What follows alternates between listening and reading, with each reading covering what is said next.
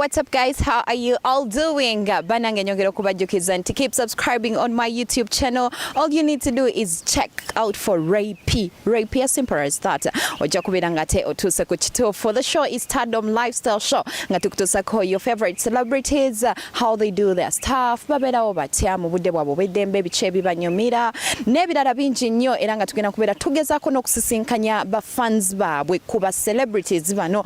I know very many people out there fans baina abantu babwe nga babaagala nnyo nga bwekiwulira naye nga tebamanyi engeri gye bayinza okubeera nti babatuukako. So kyonna kigenda kubeera kiggwera neeno ku lifestyle show eyange nange naye nga gwe nkyaziza olunaku olwaleero oba munnyonnyole ntya oba ntandike ntya bannange. It's gonna be a bit shocking naye leero nze mukyaziza okitegeera ngenda kubeera nga ate mubuuza ebibuuzo ebyo byonna bye mbadde mwagala okubeera nti nomuwulira. Omukyala gwe nnina ku show yange olunaku olwaleero nina omukyala abantu gwe bamanyi ng'ennyonza mu kuyimba ate nga when it comes to gospel music yakikulidde. Nze omu sisalirawo balala naye ng'ate nze mmanyi nti no bwe mpuliriza ennyimba, I'm not a person of gospel music naye ate lyanjagaza okutandika okuwuliriza gospel music. Ayimba n'owulira nga mu butuufu okwatiddwako, n'owulira nga kyayimbako kyekyo kyennyini nnyini, ne mu butuufu n'atalina Katonda naawe n'otandika omuyiga mu buli nsonda. So I have the cool Christian with me, Her Majesty, the Queen of Soul, nga kwata ku mutima gwo n'ogamba oh my God, Katonda nali namulekawa ate nga alina akayimba akapya katukubidde. Nsuubira bannange. Not even a cappella, but a cappella. A cappella. Tuyimba pati ki? Ey'oluzungu. Oh God. Ey'oluzungu yafukidde abantu ekizibu. Yo, Selindi yafuse Selindi yone. Wala baba uli Selindi. Okay, it goes Sagala ngambe that we were perfect, but we were okay. We had a life much better than this. Toniga, I'm just saying, can't you see that you've changed?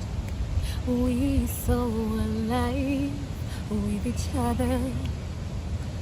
Tikatiokera nontunulira Gwengo chiraba mu maso si bien nasubira. Okay, it goes the chorus. Eyo jovera, I hope that when I pray, esare yozituka, ya desibia nasubira. I am not giving up on you. Yes, I am not giving up on you, boo. I love you. And those people who are in relationships, we're not giving up, okay? We're not giving up.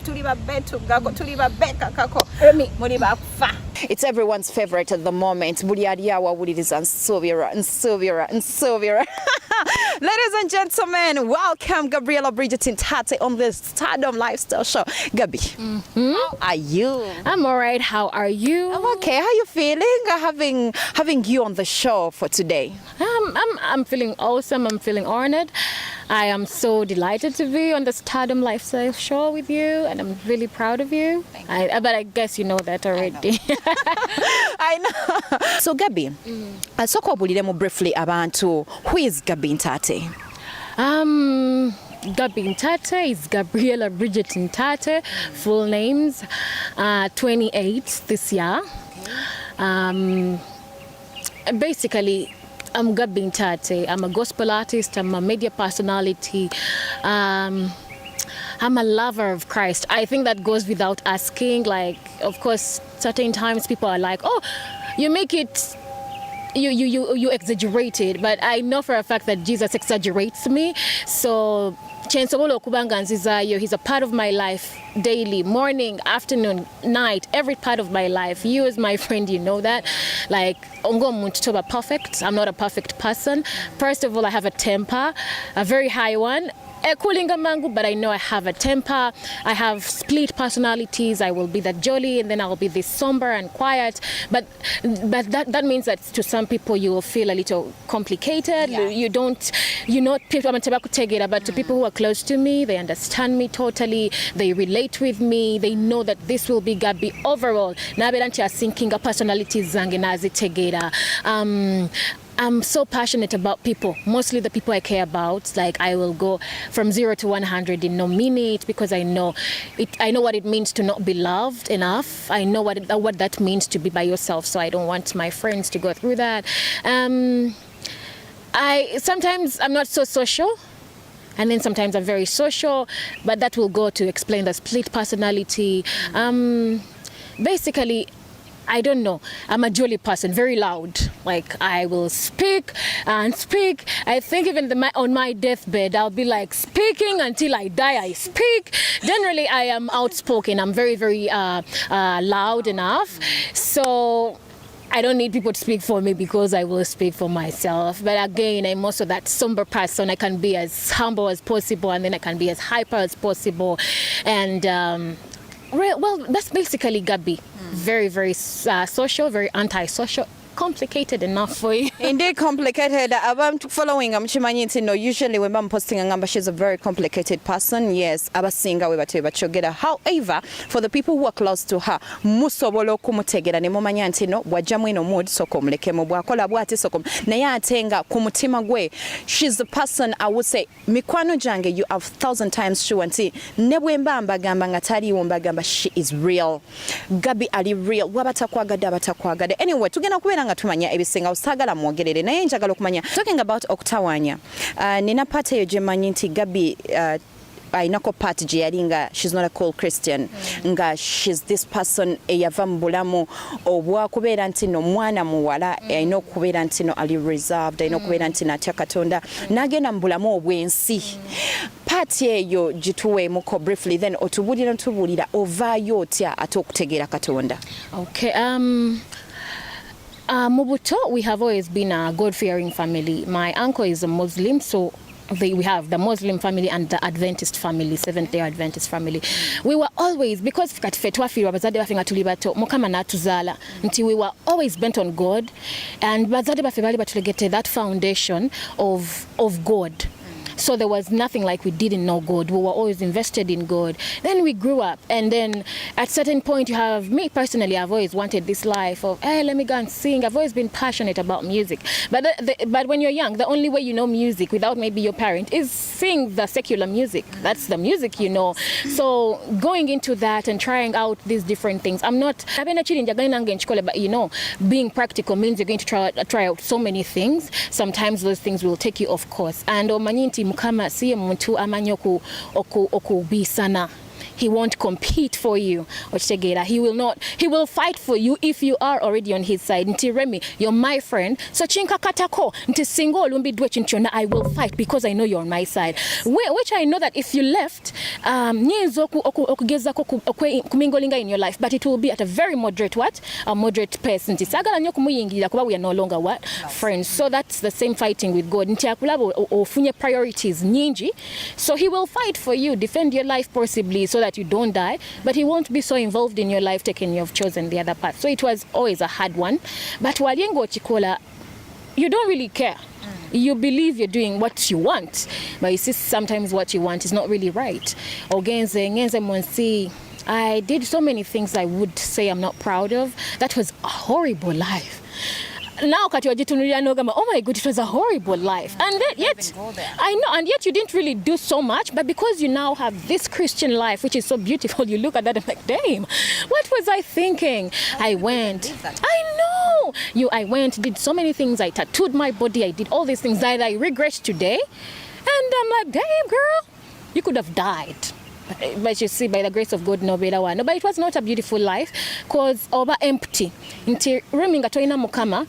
Watukira kuchisera nti olimu crushing. It crushes you harder than a person who has God in their life. Obabubi nti you're empty. Ochitegera nti kati wano Remy, I could get konyo because you're in my life, you're involved. Oba mukwano gwange, and when I have something echinuma nja kuja joling abe kale chinuma, but I'll talk to Remy about it. Now, when you don't have God, strictly you have nobody. Nti the emptiness will be felt more when you are at your ground spot ochitegera. So times that were fun were there. but I would prefer my life this way. Nti kati baganda bange bagendo laba ate I've gone the other way. Nechitwawulanga with my siblings. Chatwawula nnyo. Nti that relationship is just trying to actually saweno wetandiso kuda ate nga kisa kya Mukama, not by my doing, not by their doing. Chibadde kisa kya Mukama kyakusabira kyakusibira.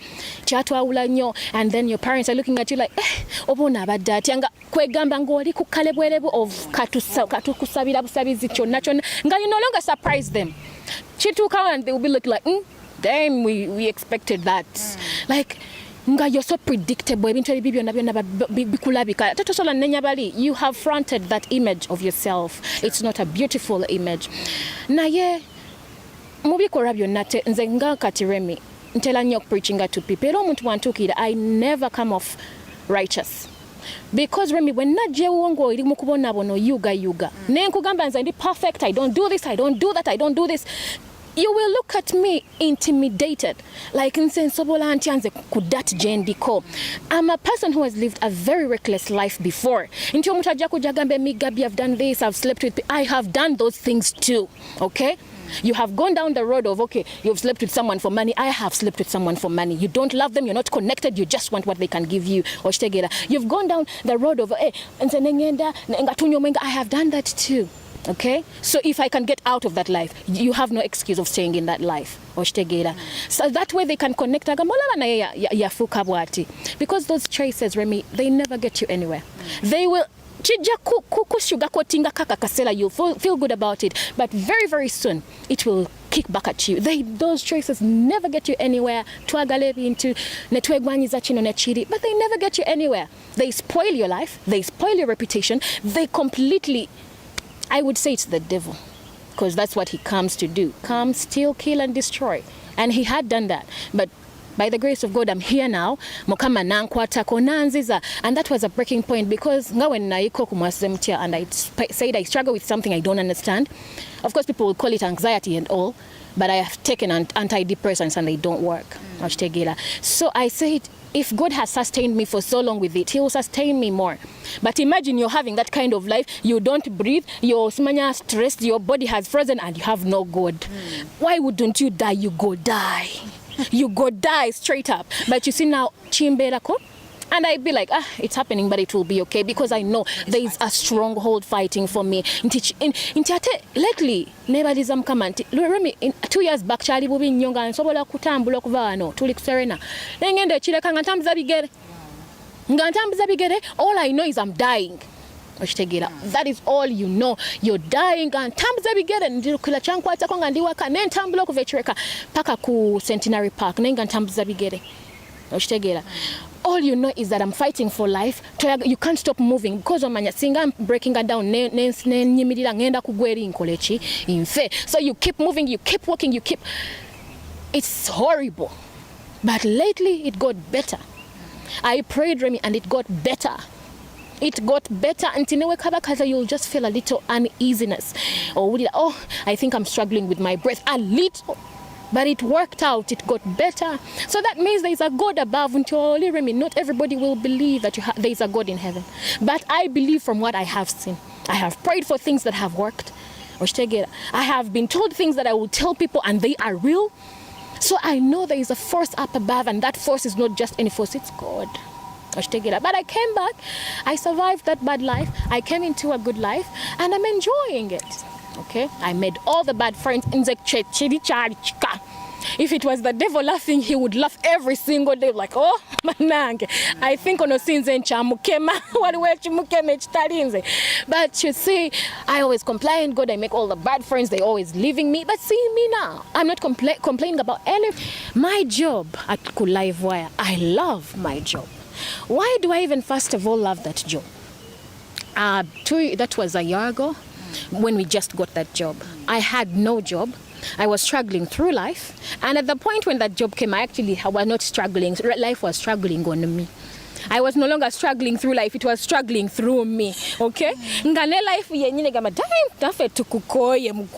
had nothing. I had literally nothing. I had moved out of a relationship at that point.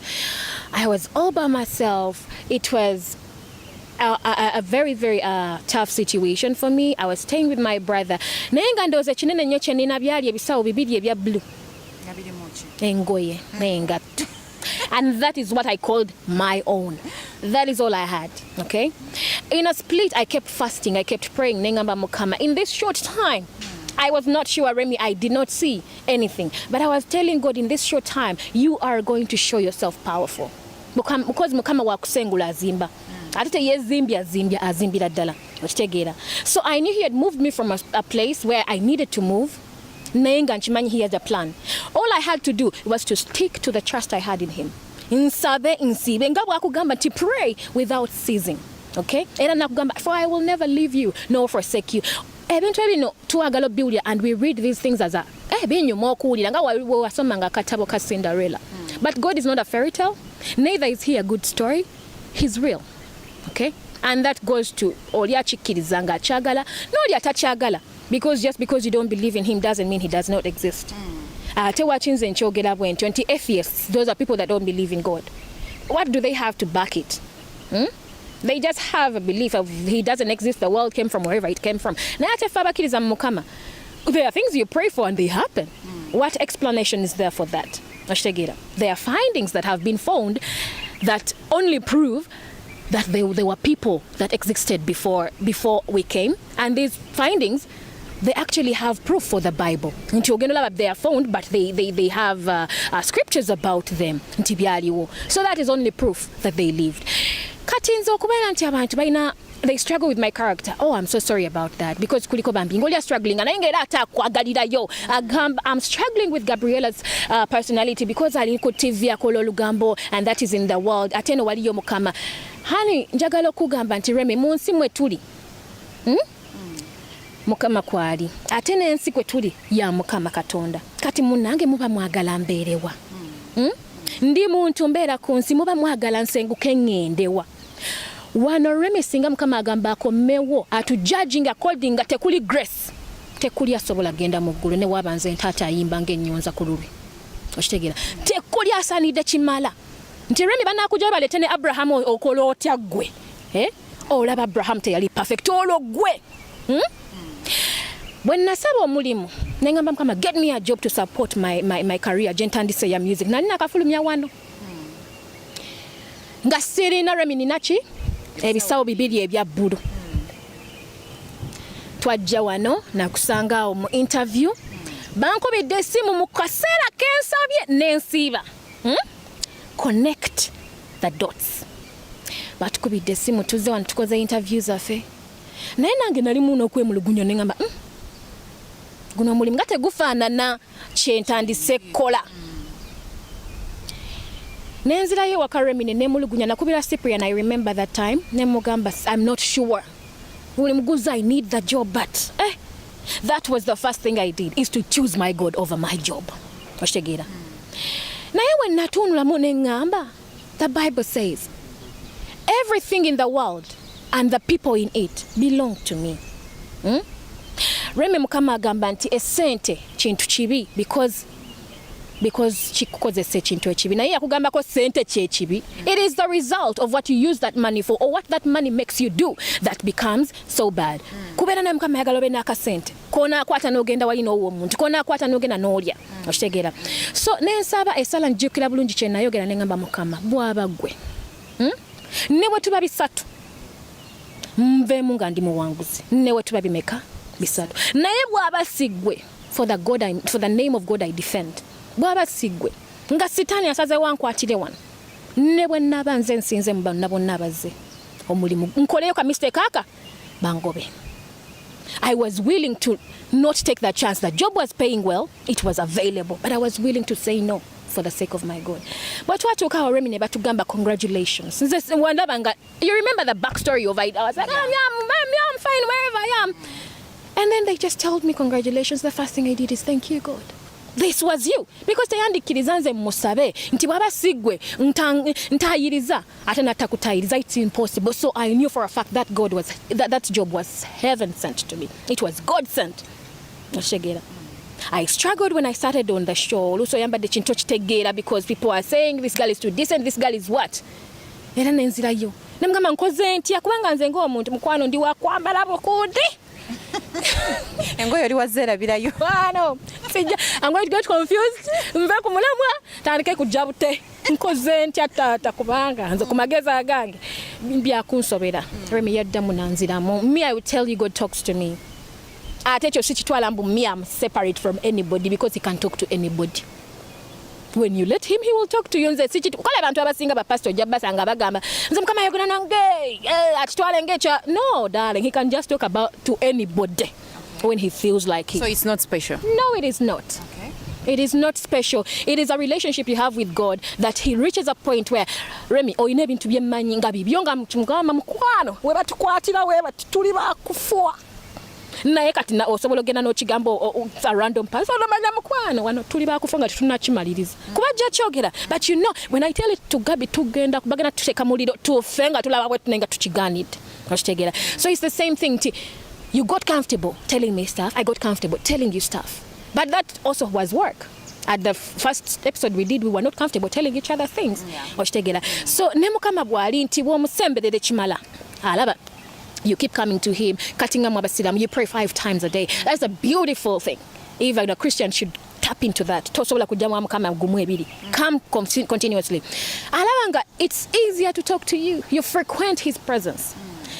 It's not special. It's just at a level. Eranti singa nzikirira nemba nti level of faith yange kiride. Alekera he stops talking to you, and that's just it.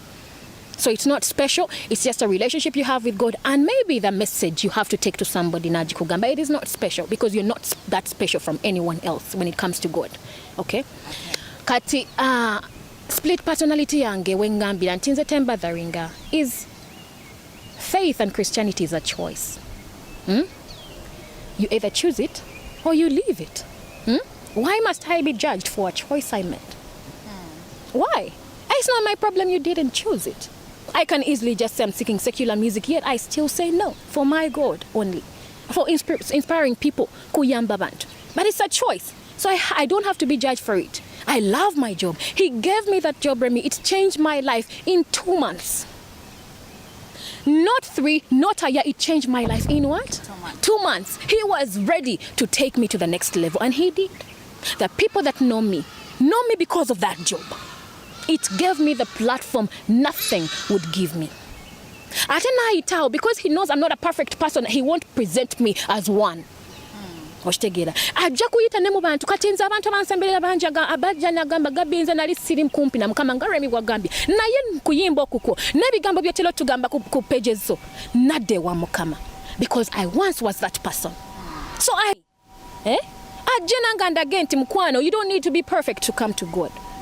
I love my God, chikumi kuchinacho. I love my job, chikumi kuchinacho.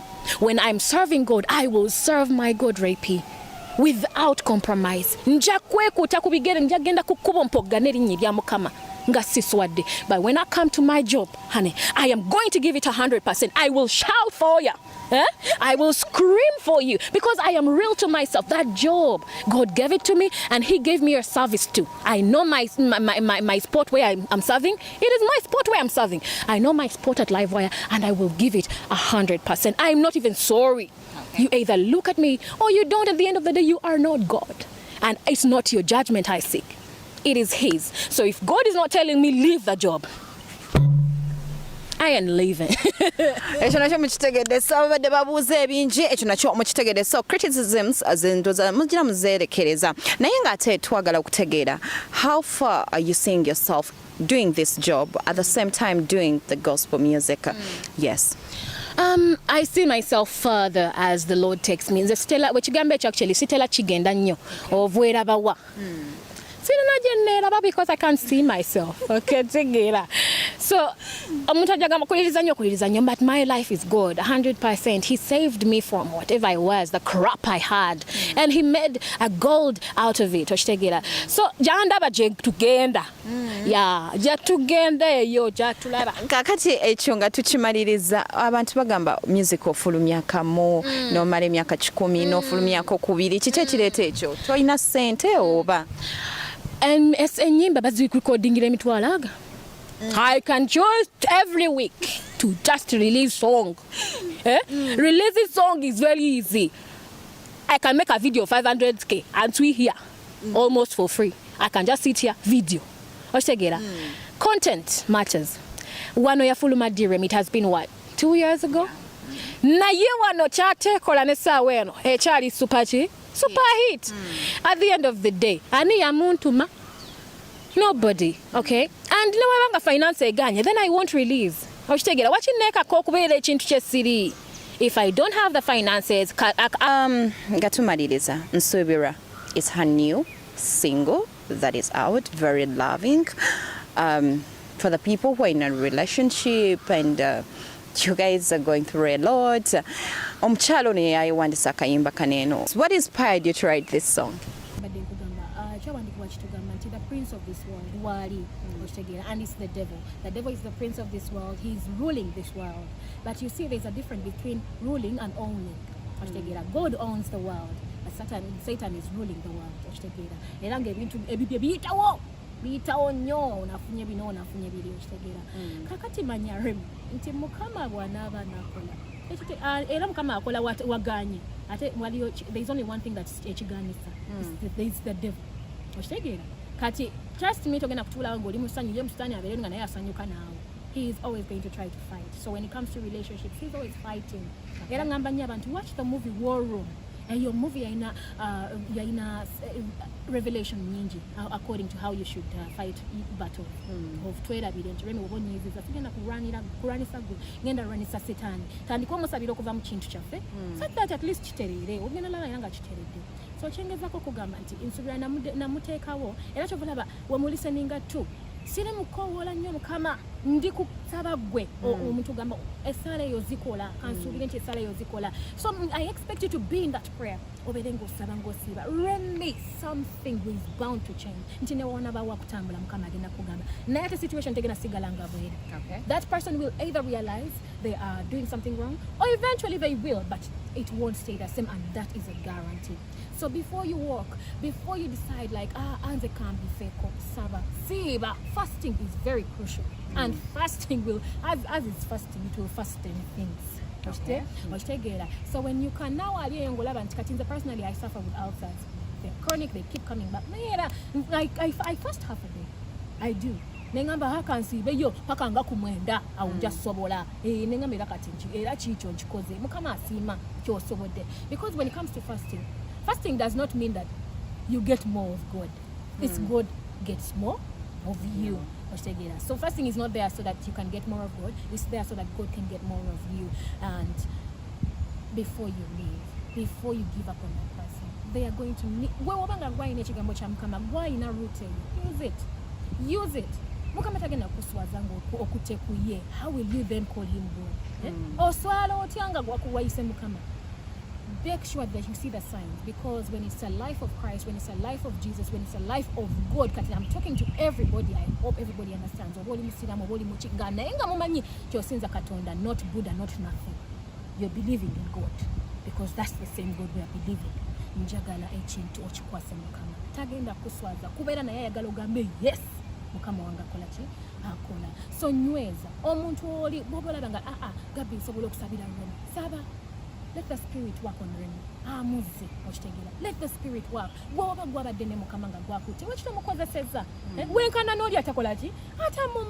So use it. Use the foundation that you have in God. He will not disappoint. You know your muntu ali mukole bintu byakola. Na yali mukuberanga alungamizibwa chi sitani kakati gowona saba. Gowona shiteka mwesala. Sitani agenda kwata ina watu la era jatambula kolechi alekulira olalenga omuntu wakozechi azemu. If you have seen this person on a better stage, they can always get back on that better stage, and that you have to be sure that wabanga in a beautiful stage, they have it in them to be that good. So you keep fasting, you keep praying, it will work out. So nsubira anyige abali mufumbo ngolaba butataganizibwa wabula sabiro bufumbo ngamu kama oyasima bazadde bone basima nti omuntu oyo abebaze n'ababe ne basima obere mukyala we, that marriage is recorded in heaven. In heaven that person is your husband, in heaven that person is your wife. Defend your marriage the right way. Oja kungamba ngambe ntaate watugambe ekintu but it actually works. So many people will testify to this. It actually works. God can defend your marriage because to him in heaven it's recorded as a marriage, and so let him be the defender of it, because you personally, you cannot defend your own self. You are not your own self. I don't know if they get that. They will. So come on.